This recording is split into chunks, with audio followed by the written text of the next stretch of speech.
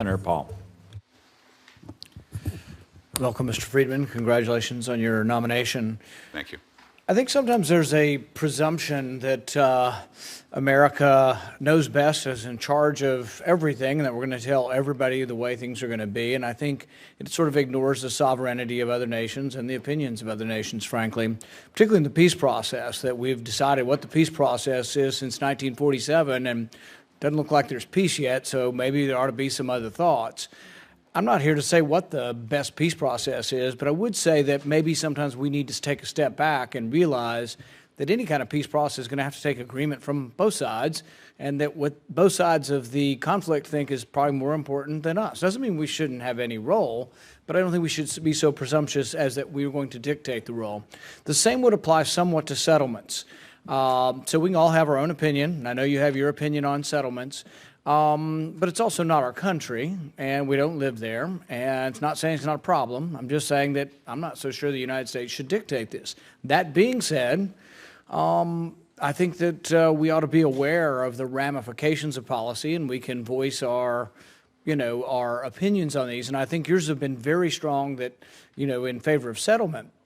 My question is that, and this has come up recently with the press conference, President Trump has actually sort of voiced, some hesitancy to the 5,400 new units in the West Bank. And while I'm not here to say what my opinion is or what the government should tell Israel what to do, I would say that we ought to account for and think about what 5,400 new settlements in the West Bank do to the possibility of peace. Are you open to thinking about what the ramifications are and that there's another side to the settlement issue other than just saying, hey, we should build everywhere all the time? Yes, I am. Okay. I think that's the open-mindedness that people want to hear and want to know is, are you open-minded enough to know there's another position and that there are ramifications and that you'll listen? I think sometimes, particularly in our country, we think everybody thinks alike in Israel. We have no idea what goes on. If anything, they have more diversity of opinion and thought than we do on issues of Israel, I would say. And we need to understand that. And your job as ambassador is to understand, that maybe a third of the population of Israel, maybe 40%, I don't know the number, but a significant number don't want new settlements in the West Bank either.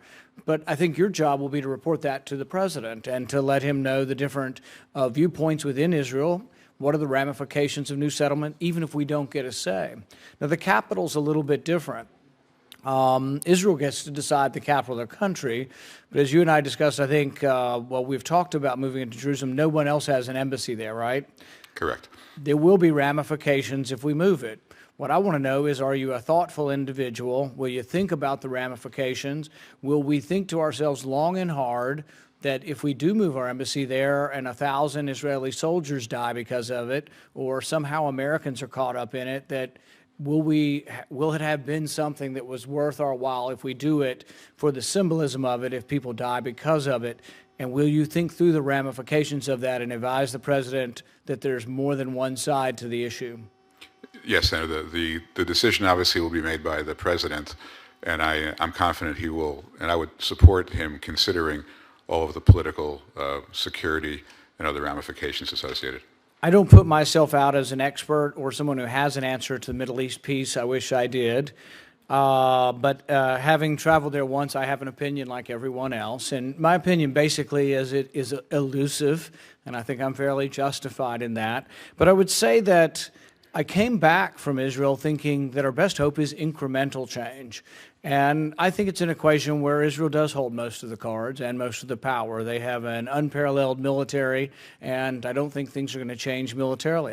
These are the facts on the ground. So I would say that there is chance for improvement, but it's going to be incremental. And my advice would be to meet with Palestinian businessmen, and women, listen to them and say, gosh, if this is a way that we can lessen tension and hostility between the groups, why don't we see if there is a way that Palestinians can make more money, that trade can be enhanced? There's all kinds of things that are not the ultimate, and final agreement, which is elusive, that we could do.